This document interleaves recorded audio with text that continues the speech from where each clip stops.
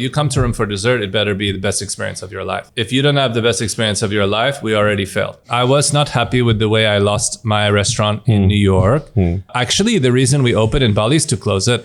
So I can close it the right way. You know, like in the, what is it, with the rock? You know, like you throw the keys and blow the place up. Yeah. So 2018 with Netflix, the place is like explode, right? Yeah. So actually we said, okay, so we're going to close it now? Now that it's work, we can close, right?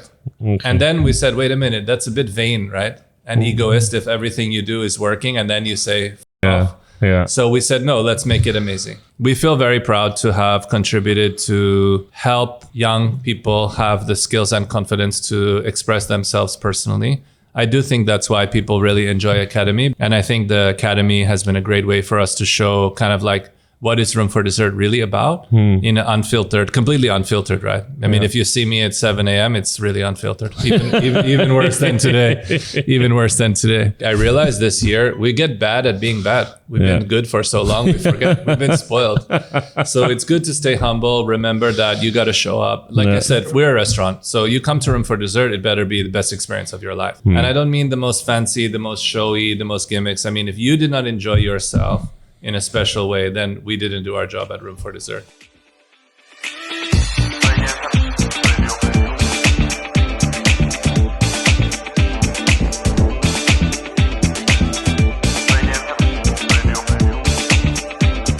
Hello everybody, thank you very much for tuning in to Janson Radio Podcast. Kali ini kita akan ngobrol dengan one of the best pastry chef in the world, Chef Will Goldfarb. Dia adalah founder dari Room for Dessert yang ada di Ubud, Bali. Doi udah sering ke podcast kita, tapi belum pernah nih cerita pengalaman dia sebelum Room for Dessert dan juga ceritanya membangun Room for Dessert tuh dari nol yang dulunya sepi banget sampai bisa masuk Netflix.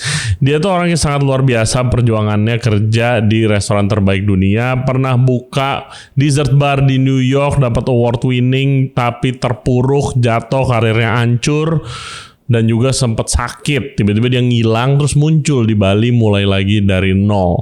Podcast ini kebanyakan pakai bahasa Inggris biarpun dia bisa bahasa Indonesia tipis-tipis. Jadi kita udah siapin subtitle nih biar kalian bisa ngerti lebih dalam. So, hope you guys enjoy the show. Jangan lupa subscribe di Janson Radio Podcast di YouTube, Spotify, and all other podcast platform. Juga follow kita di Instagram dan di TikTok di Janson Radio. Without further ado, please welcome Chef Will Goldfarb. Enjoy the show. Well, finally you're here. Hi, Chef. Thank you, Ray. So happy to be here. Straight from Bali, right? Of course. I can't believe it's taken me 4 times on the show to get invited to the studio, man. This is great. Your place is amazing. How are things? Super good. Powder Room? Powder Room is great. Room for Dessert is really... Room for Dessert, we're in the middle of Fight Club season and our Sweet Life campaign. And we just start releasing new video series about the neighborhood, about Room for Dessert neighborhood. So we're really, really pumped for Room for Dessert. We're going to start release our greatest of all time flavors for Bomboloni for Powder Room coming soon. Powder Room has been going really well. New merch our friends did for us from Ageless Galaxy. I should have brought for you, but I literally didn't even get back home. So I have the team send it to you. I asked Tamish to give me some. Of course. He just opened a bar here. Oh, yeah, that's right. He told me I need to reach to Tamish. So the guys did great. Singapore is good. And we have Academy next week. For 3 days, 5, 6, 7 September. And then Shelter is great. We have some new rooms. So now it's 12 rooms at Shelter Island. Wow. We're doing retreats. We're getting psyched for Ubud riders. Basically, we are everywhere all the time. Anna is with us now. Yes. So we're really excited about that. Our chefs, Tami and Dewi, they're doing amazing. In fact, it would be great if we can have some of our crew. Yeah, for sure. Maybe join you one time. I know you feature back in the day with Grace and Coming. I think you've always done such a good job showcasing the next generation of Indonesian talent. Yeah. And of course, for us, that's our passion. So yeah, really honored to be back on the show. Happy to chat at every subject. But yeah, Bali's been really... It's a lot trying to pay attention. Food Forest, Miyawaki Forest, Nursery, all the sustainable projects are going really, really great. We just finished the trash gallery at Room for Dessert, which is really beautiful. What is that? It's all the byproduct. So we have a byproduct kitchen now as well. And we have a trash gallery where we feature all of the things that our sustainability team does, from candle making to fertilizer making to compost making to eggshell. So it's beautiful muralists. So same murals that we have in the guest house, we use for trash gallery. So it's like art studio for garbage upcycling. Waste. Yeah, you have so many things going on now. Just one R4D XX. We are one and we are also many, like Indonesia. Is it included in your original vision? Well, I think that for us, Room for Dessert, it's like the universe, right? Yeah. So if it's in the universe, means it's Room for Dessert. Okay. So for us, it's everything, right? Cinematic universe. But if you ask me if we plan it, I can tell you that actually, when we first arrived to the space in Ubud, we said, because it's one landlord, right? It's still Ubud. Yeah. So still Balinese owned. So we said, okay, well, the restaurant is here. It's 150 square meters. But this space next to it was nothing, not ours. This space next to it was nothing. And then the space behind was nothing. Yeah.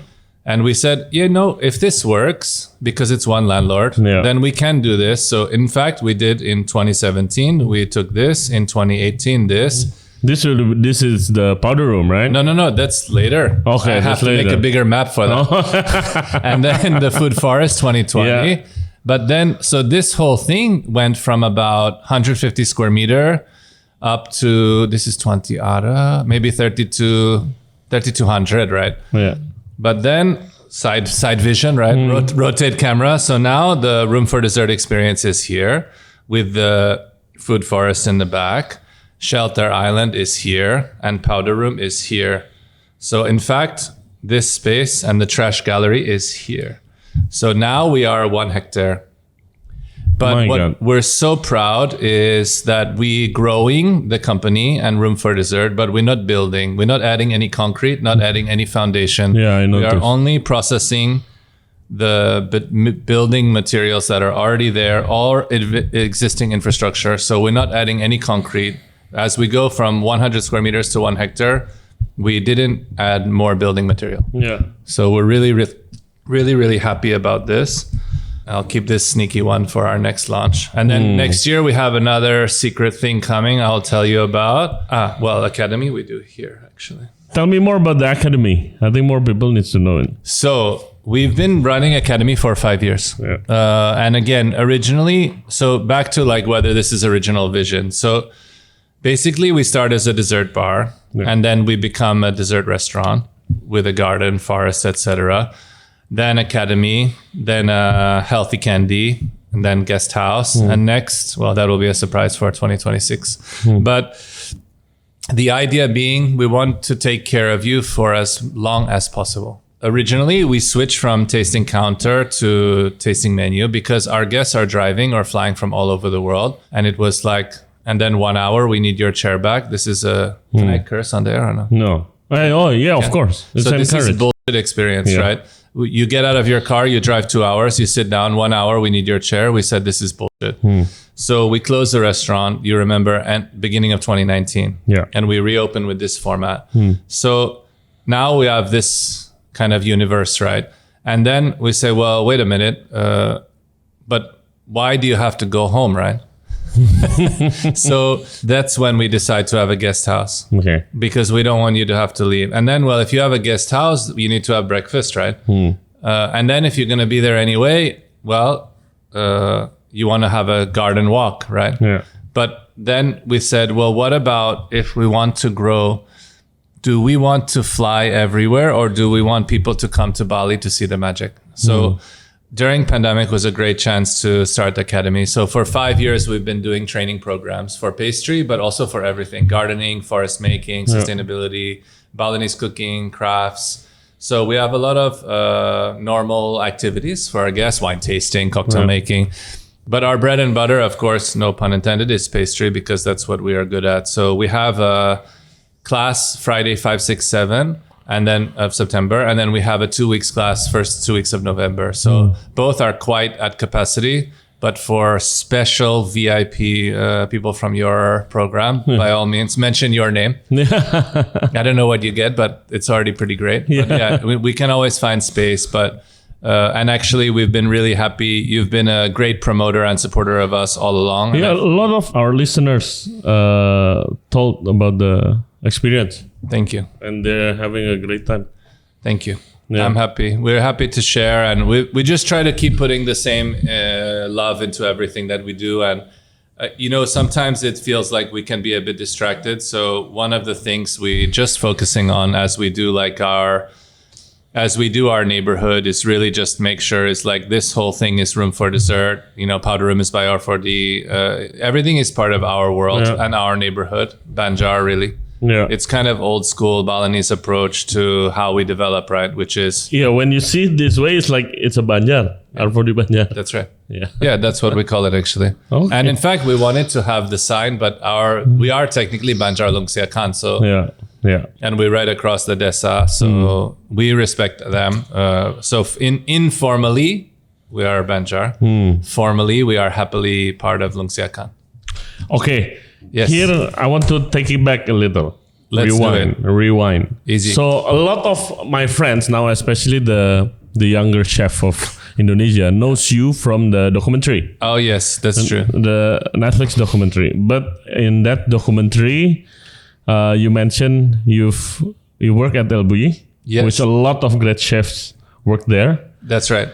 Please tell us your experience there. How do you do internship, or before that are you a chef before Bulli or what? So good question. Thank you. Good to go bring it back. Yeah. So I was at Bulli 1999. I was as a stagiaire. I came back to work a bit in the taller, the workshop in spring of 2000 before I went to Australia. Before then I was in Paris and then I was in Florence. Oh. So in Paris, I was working in a bistro and taking pastry classes. That's how I avoid to go to law school. In fact, I skipped law school to stay in Paris. And then from Paris, I went to south of France to work for a family. And then I got a gig in Florence at Beliau. So I was doing French pastry, bistro, trattoria, and then El Bulli. Okay. So 97, 98, and 99. Yeah, El Bulli is so revolutionary. At that time, right? Still. Yeah, and until still now. If you look at the chefs who are the reference point for the industry now, you can start with René at Roma. I mean, they're the first to say, but even Massimo Bottura was a stage for me in pastry when he was a one-star chef. Oh my God. I mean, this is the level of people just passing there. Yeah. What about it so special? I think what's the most special is the attitude that you don't have to follow the rules. If you recall at the time, I'm not even sure you were born in 99, Ray. I'm 91. I'm not that young. 7. Okay, but still 7. So at the time, high-end cooking was very traditional, right? So it was dominated by French chefs almost exclusively. Yeah. So number 1 in the world was Robuchon. 97, Robuchon is retired. Yeah. He gave it over to Ducasse. Kind of Ducasse is the big dog in the world. And still, by the way. Yeah.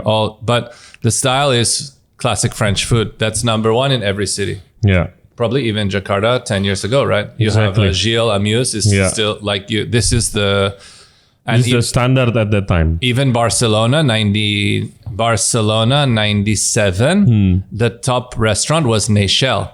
Neychelle was old chef El Bulli, 2 stars, trained in Alsace, Auberge de Lille. Okay. So this was every city in the world. Yeah. There was this high-end French food is the only way. Yeah. In fact, it's really only recently you see this regional exploration that you get celebrated by 50 Best and all of these different things. So if you ask me, it's changed the concept of the role of the restaurant in terms of approach to food.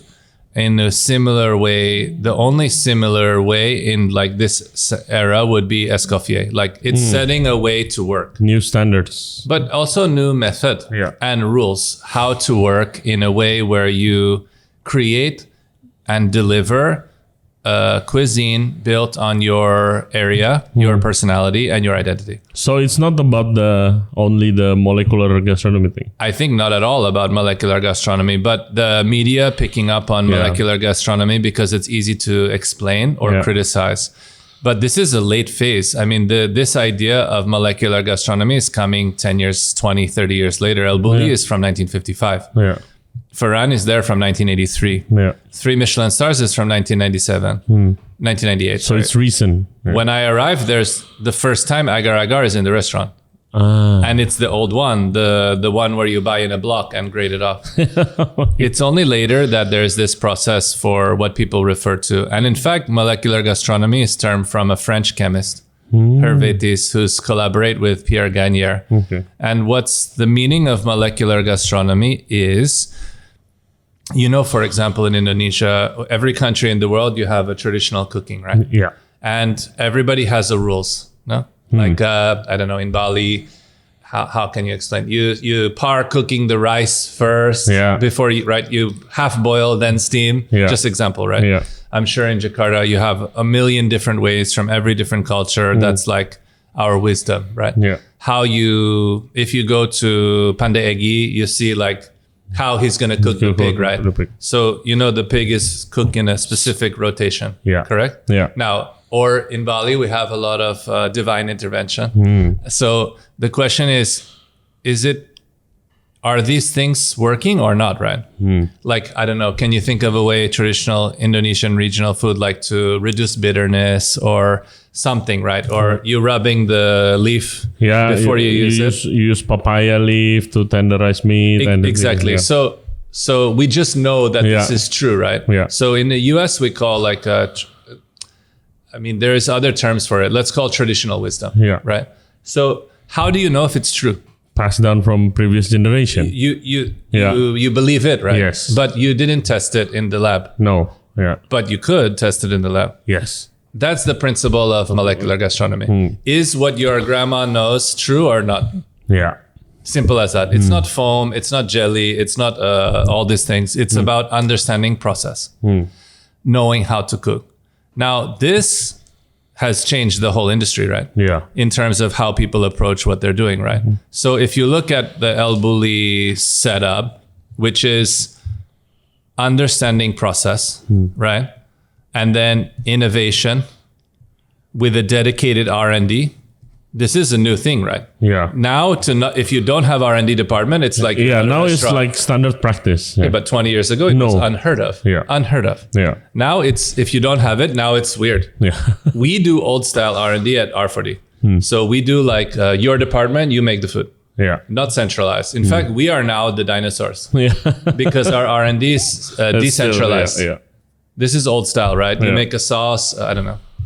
This is the Escoffier way, right? You make a piece of fish and then you have a hollandaise and one time you put this herbs and this time you put this herbs, right? New sauce. Yeah. New sauce. Yeah. Okay, great. So, and then the difference this is ingredient, right? Then the Bulli way is, okay, well, what if we introduce new technique, right? So if we introduce ingredient, we can +1, right? If you learn a new ingredient, okay, now I know how to make a coffee. Okay, now I can make 2 things, right? But if I learn how to brew coffee, I can put anything in the coffee machine, right? Exactly. So this way I add 1 and this way I multiply. I multiply by whatever. Now, the next is what they did the most interesting is storytelling, right? Yeah. So if I have an idea, my idea can impact everything, right? Every application. So this is exponential. So it's like imagine plus, multiple, or to the power, no? Exponential. So what they did is open up the way for people to look at what they do with a foundation of ingredient. And this is something that they're under-credited for, which is being product-driven, because it was very product-driven, and also for being regional, right? This is a Catalan recipes. Yeah. At the time, it was not fine dining to have a traditional Catalan recipes. No. Yeah. Then technique.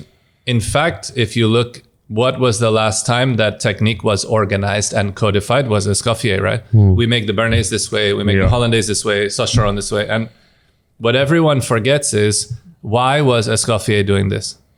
He was doing this because he was in partnership with César Ritz, and they were trying to, now we would call it selling out. Yeah. Back then it was just global expansion, right? Yeah, yeah.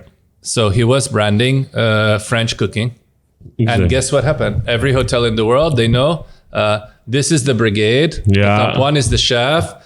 This Sous is chef, chef de partie and everything. so Escoffier did the method and also the kitchen, right? The hierarchy, but also the recipes. Yeah.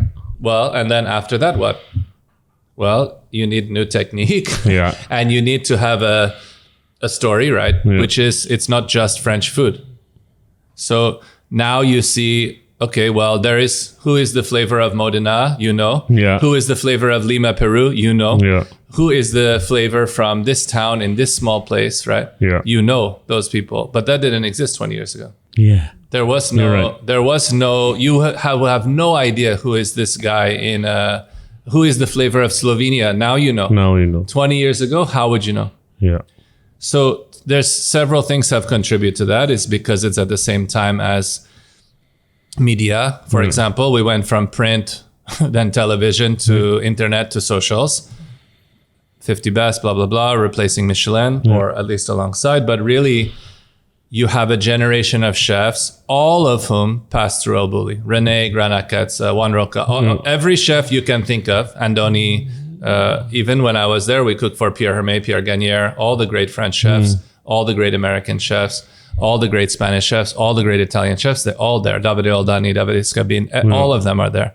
The great French chefs, Emmanuel Renaud, everyone was there either cooking or eating. Hey guys, kalau kalian enjoy the podcast so far, thank you very much. Dan jangan lupa subscribe di Janson Radio Podcast. Back to the show. Do you realize what's happening there while you're there? Or It's too much special. work? No, it's special.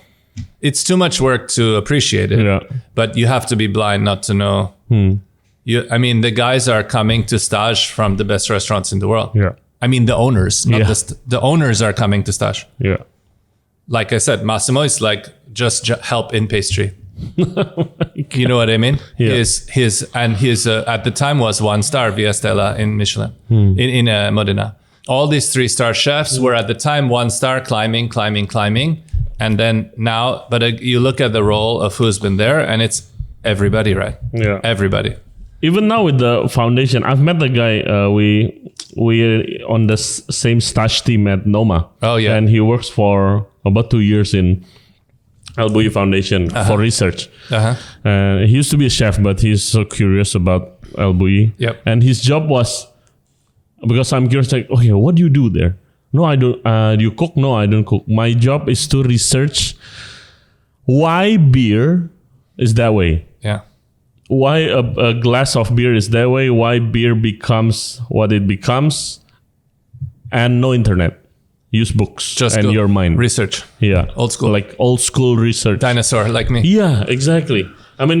All people views them as this modernist and avant-garde, but behind it's old school research.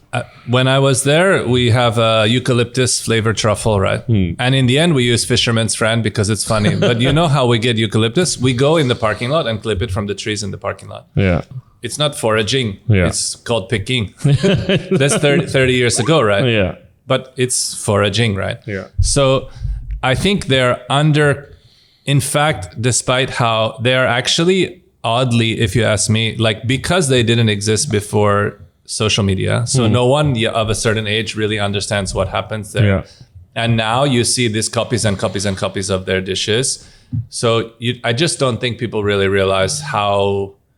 If you ask a chef, you ask like Virgilio or Rene or any of these guys, they will tell you there's no doubt among the industry. But for consumer, I don't feel like there's the awareness of really the role that they played. Yeah. And frankly, Rene has done a great job to position Noma as like, this generation El Bulli, right? Yeah. So I think it's quite special.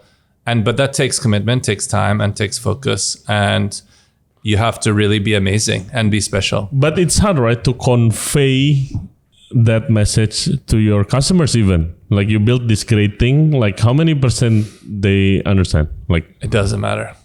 It doesn't you just matter have to be amazing. I think it doesn't matter. If you really know, then you just know. Okay. I don't think you can worry about that. Okay. But in the end, remember, this is back before the crowds, right? So it's one journalist or one review or one Michelin, right? Yeah.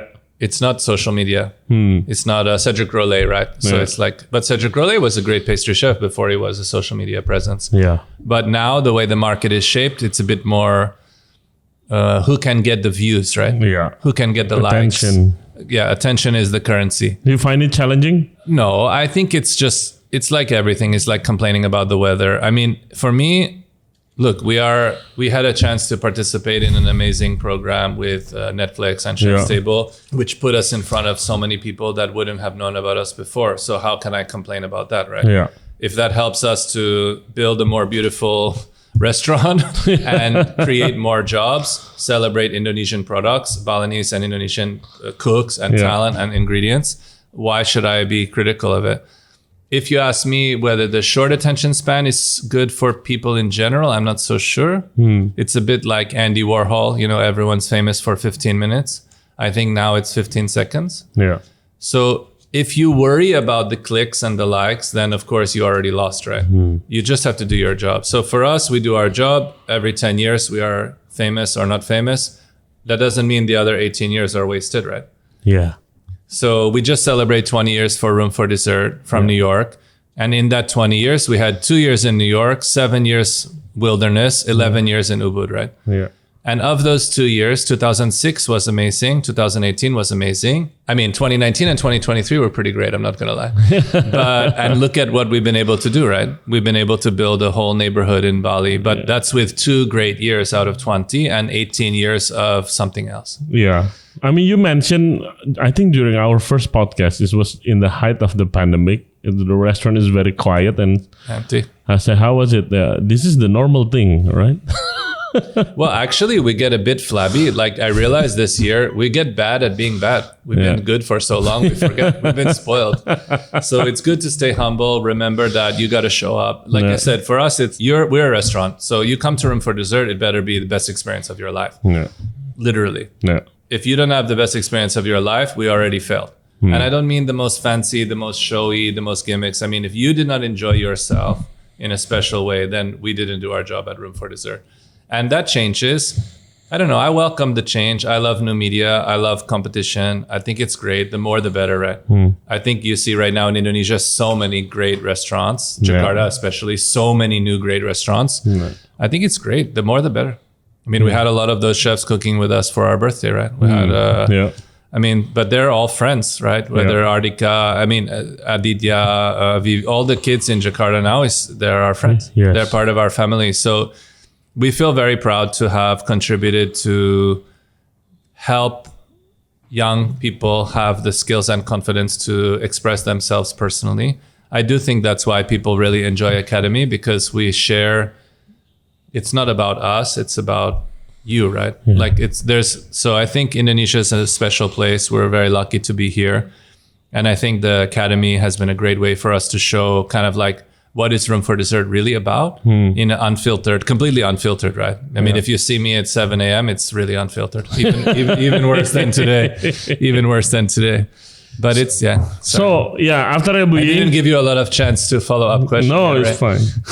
Lebih, you went to New York. You won so many awards. Oh, wow. Then you're gone to Bali. What happened?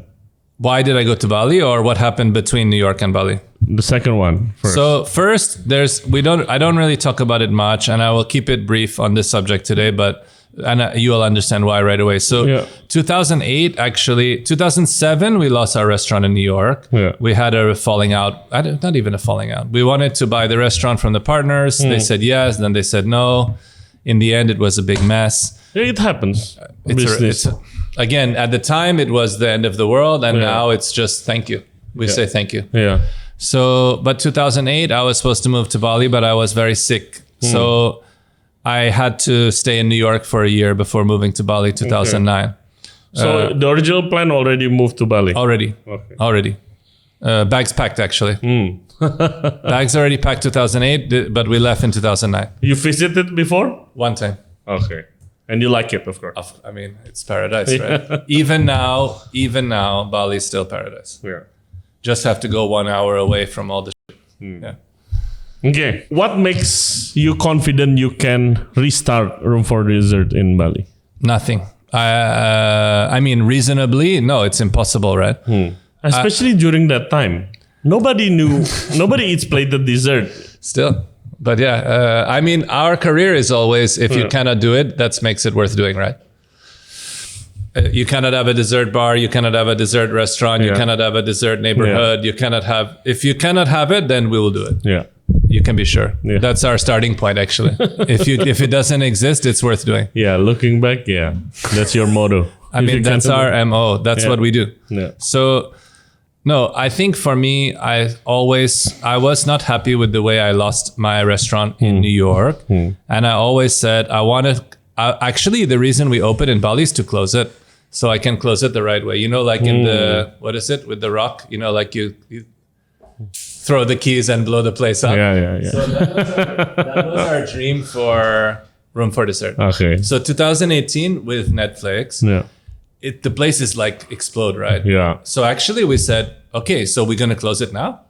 Now that it's work, we can close, right? Okay. And then we said, wait a minute, that's a bit vain, right? And egoist if everything you do is working and then you say, off. Yeah. So we said, no, let's make it amazing. So that's actually what's happened. We kept it to make it special. But actually the purpose was to close it in our terms. But foreclosure. Exactly. But in the end, I'm happy. So that's 8 years ago. Yeah.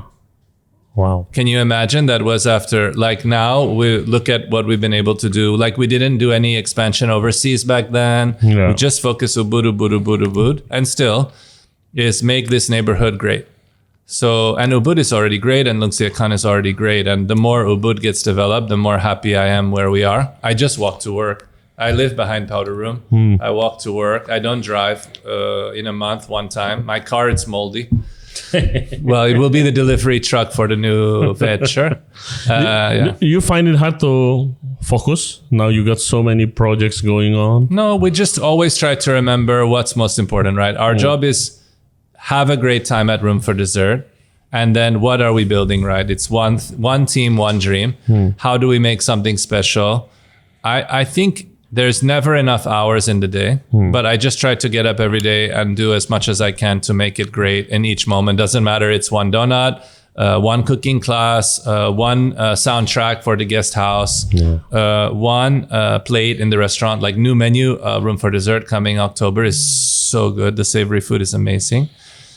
Really incredibly yummy. So for me, I get a lot of joy from each detail. So, I mean, I don't think I have a hard time focusing. I have a hard time accepting the limited amount of hours and minutes per day. I saw you during the service at Room for Dessert. I want to ask you this. Do you ever find it redundant or tiring? No. I mean, I love it. Every day is different. There's a great, well, I shouldn't say the joke because it's a bit dirty, but let's just say I mean, if you're tired of being in restaurants, you should leave immediately, right? It's a nightmare. Yeah. I love it. I'm never more comfortable than when I'm on the floor in Room for Dessert. That's my personal, that's like I'm home. If I'm behind the counter at Room for Dessert, for me is my most comfortable place, period. That never changed. That will never change. So it never gets old. It never gets tired. There's always something fresh and exciting. And remember, every guest is different. Every year is different. I mean, this year, where do people come from? It's totally different. Sometimes it's busier. Sometimes it's less busy. But our goal is to be amazing, right? That doesn't mean always popular. Yeah.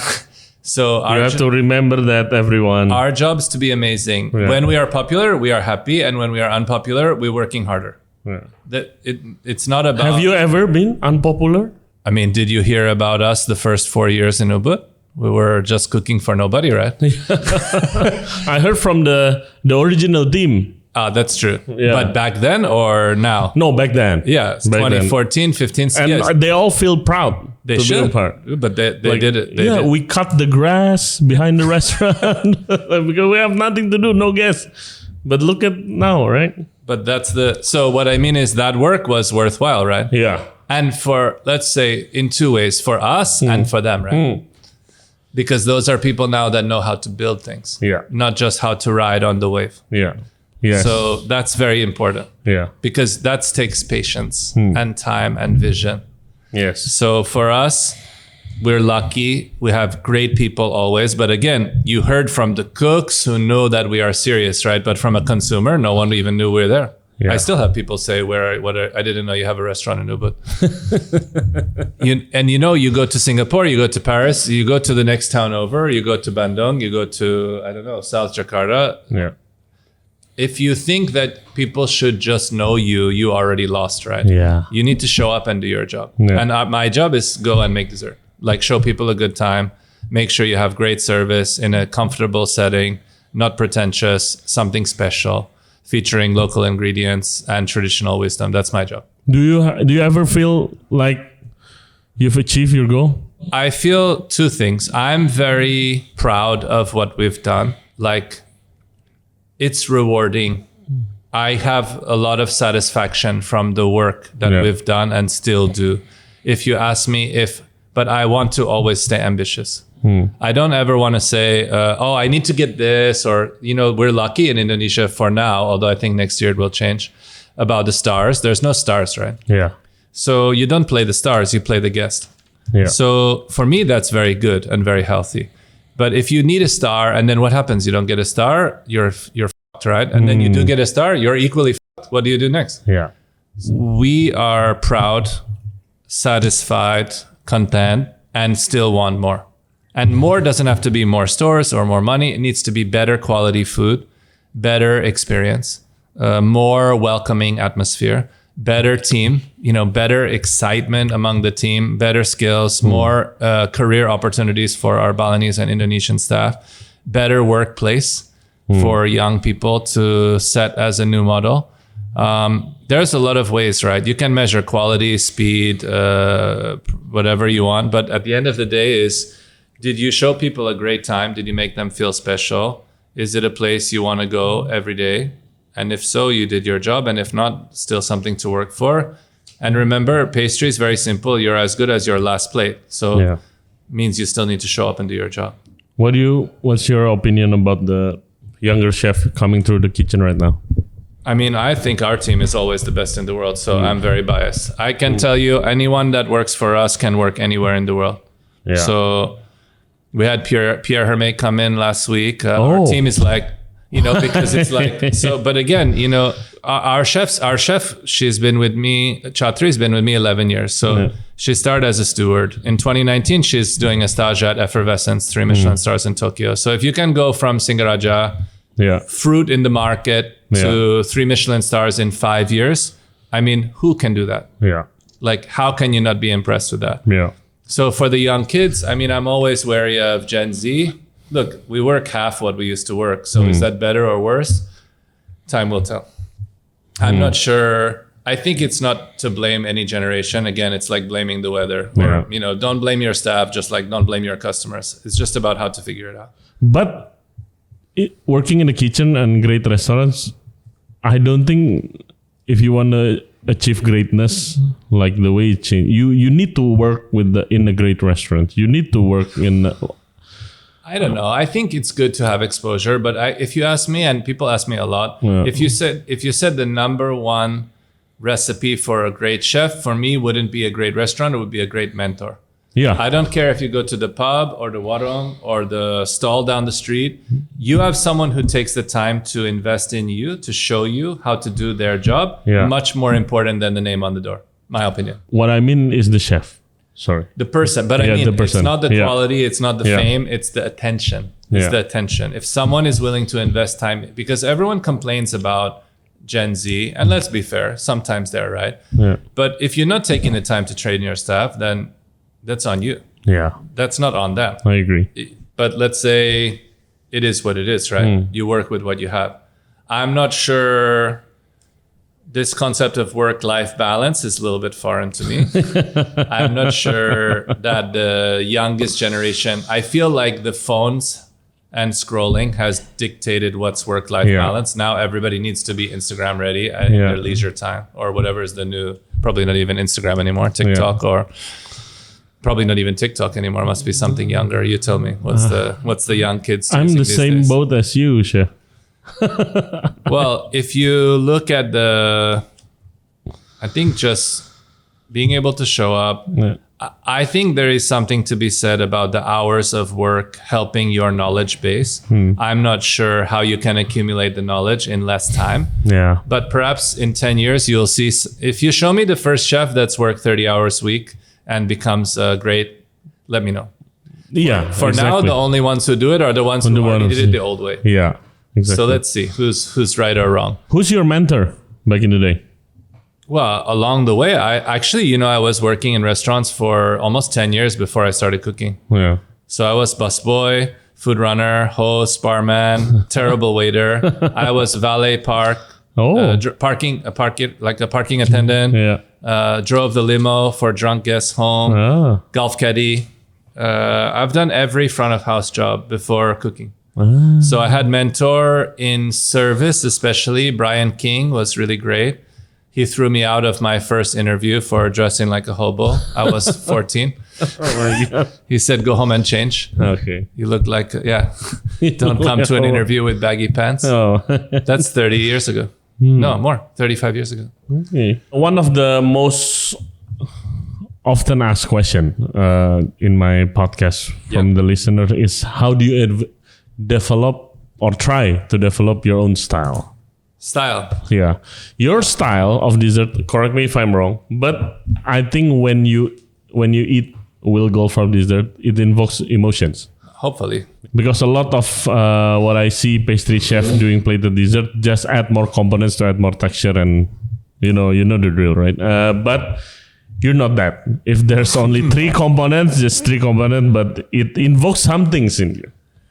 So what I want to ask you, do you start cooking that way straight away from your dessert, or you develop it? I think we're getting better at that over time. But also sometimes I think not we're getting lucky, but what we choose to do, which is be local, grow our own food, understand what traditional wisdom in our area is doing to produce.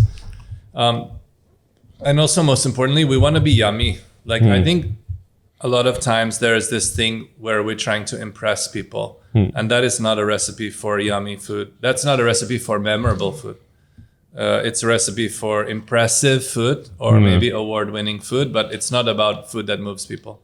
So I think one of the things we've noticed over time is that we find more and more that people are saying, oh, this reminds me of something when I was a kid, right? But that doesn't make any sense in the sense we're not cooking traditional recipes from, I don't know, Holland or New York or Jakarta. But we're taking flavors from where we are, right, which is Indonesia, and these amazing products, which actually are the base for a lot of memories around the world, right? Yeah. Like if you have a spice cookie for Christmas in New York, it's coming from Indonesia, right? The spices are from here. But the flavor is from here. Yeah. I mean, so in fact, those flavors, in fact, are universal, right? Indonesian flavors, coffee, chocolate, tea, sugar. This is vanilla. These are all cloves and nutmeg. Yeah. I mean, this is Indonesian flavor. Yeah. So in fact, for pastry, those are all local. So we're very lucky to be in Bali and Indonesia to have these fresh products.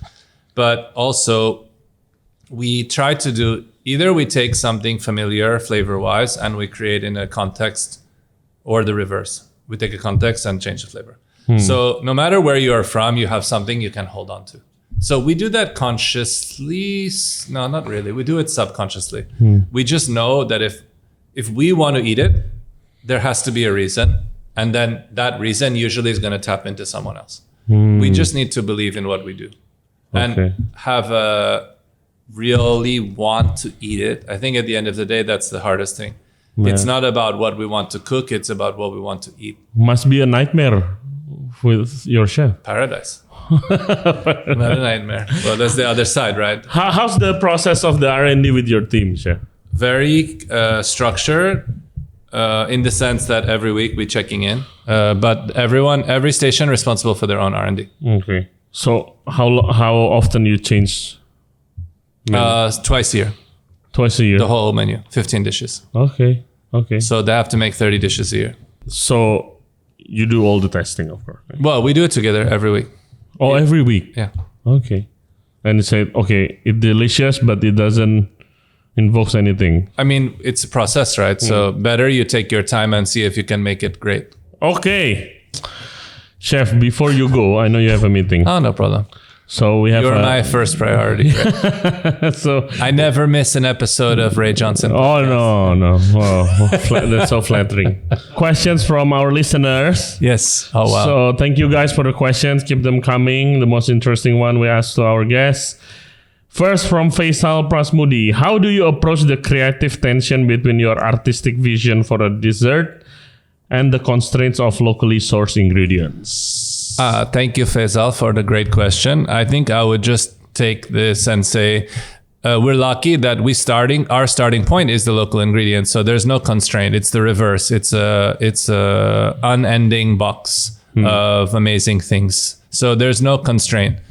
Actually, the reverse. Okay. So our starting point is what we have, what we grow, or what's produced by our friends around the restaurant. Is there any desserts you want to, or any ingredients you want to explore but haven't got a chance to? I mean, there's always tomorrow.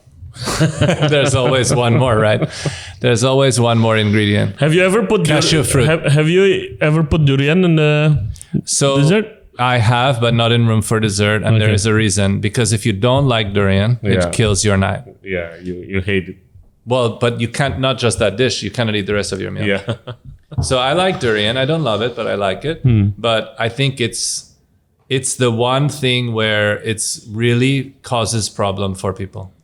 So I don't think we should be so safe. But if you say half your guests are going to ruin their night with a product, you shouldn't serve it. My opinion. Not to be controversial. We've done it. Pressure cook is quite mild, actually. But anyway. Okay. But that doesn't satisfy durian, right? If you're into durian, the stinkier the better. Yes. Yeah. Yes. Stinkier, a little bit fermented. Of course. Yeah. Decay. Yes.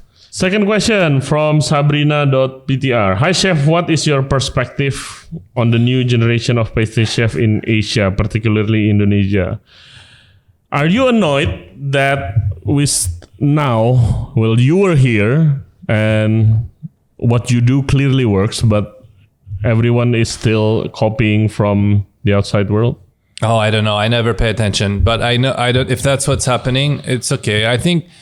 I mean, for me, I don't worry about that. I just worry about doing our job. So I know that the people that work for us, that work now in Jakarta, whether, like I said, whether Ardika, whether Vivi Samansong, whether I tried Vivi's dessert. Oh my God, amazing. But whether Nabila, whether any of these kids, right? These are great chefs and they're cooking great food, right? Yeah. Hans, this is like didn't work with us, but just part of the family. You have great restaurants right now in Jakarta from Valian, from Ryan, Costa, from August, from Essa. Yeah. You have all these great things. So I don't think that they are copying from outside of Indonesia. I think they are giving a new Jakarta style. Yeah. So I think this new generation is quite strong. Also, Rachel and Suma. Yeah. I think there is a whole generation in Jakarta that's making their own food. So I don't worry about other things. It doesn't matter to me. I try to focus on the positive. There's no point. Life is too short to worry about the negative. But there's a lot of people here in Indonesia that are developing the confidence to communicate in their own way, tell their own stories. And I think actually Essa with Kevindra and Jess, this is some of the best storytelling. Yeah. I think each of these restaurants has their own specialty, right? But in terms of narrative, where you really see it come through is there because it's a story, right? Yeah.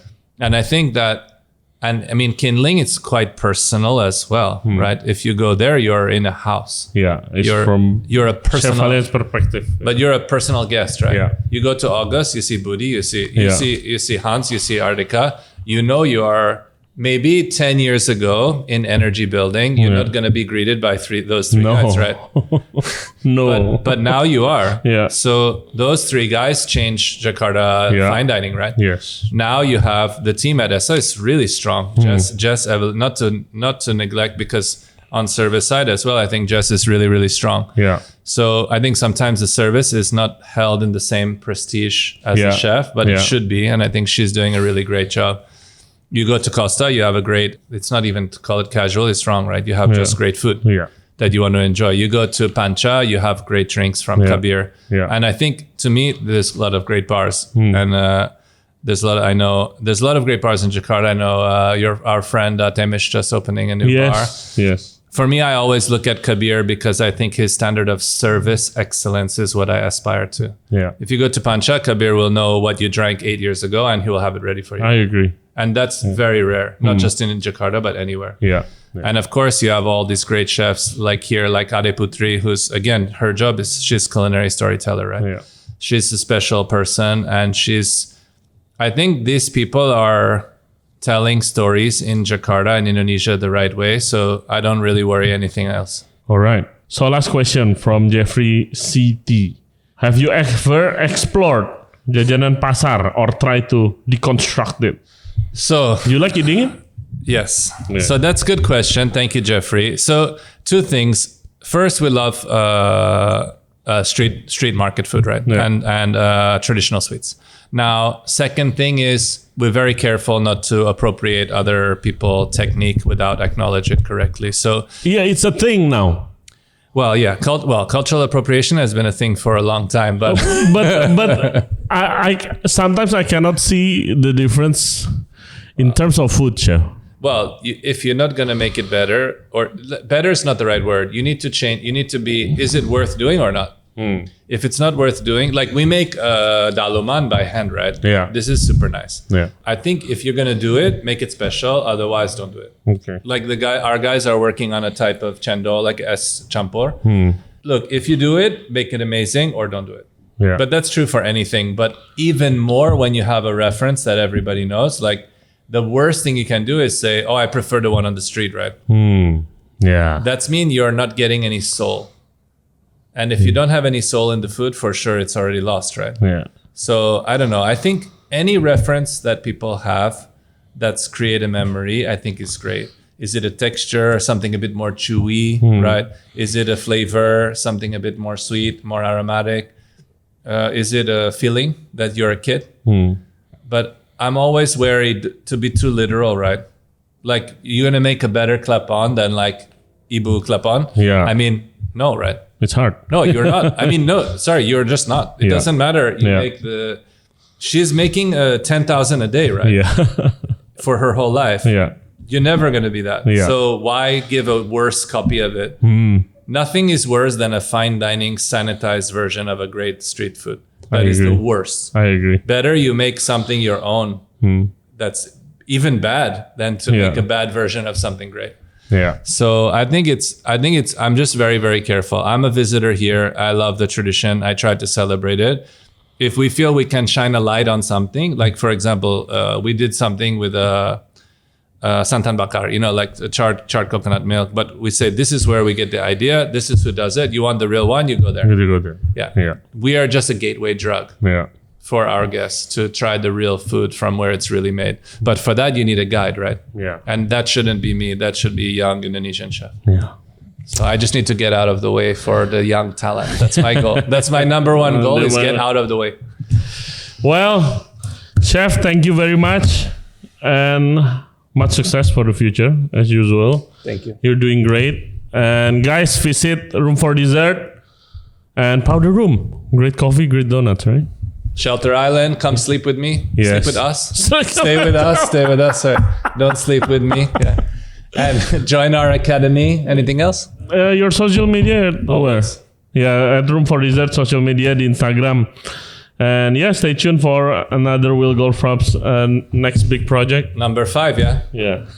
Yes. Thank you, Ray. Great to be here with you guys. Such an honor to be back on Ray Janson podcast. It's the only thing I listen to. All right. Oh, amazing. Thank you very much, guys. Don't forget to subscribe, YouTube, Spotify, and follow us on Instagram and TikTok. We'll see you next time. Bye-bye.